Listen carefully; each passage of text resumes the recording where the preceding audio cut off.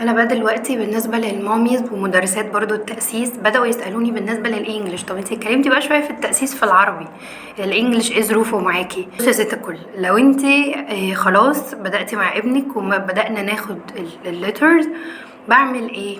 اهم حاجه في كل لتر باخده ان انا بمر باربع مراحل.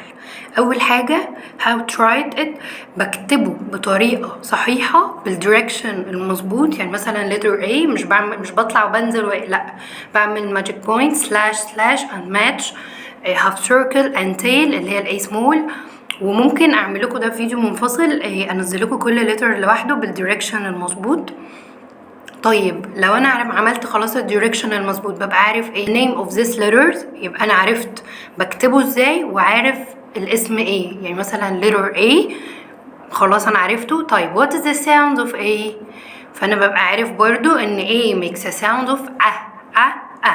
وببدأ ادي words، بقول له A for ant، A for arm، A for apple. في كل letter بعمل نفس الحكاية. تمام. how to write it correctly زي ما اتفقنا بالdirection. what's the sound of these letters and its name طبعا. واخر حاجة ان انا ببقى عارف some words. لو عجبكم الفيديو متنسوش تعملوا لايك وفولو and subscribe، وسلام.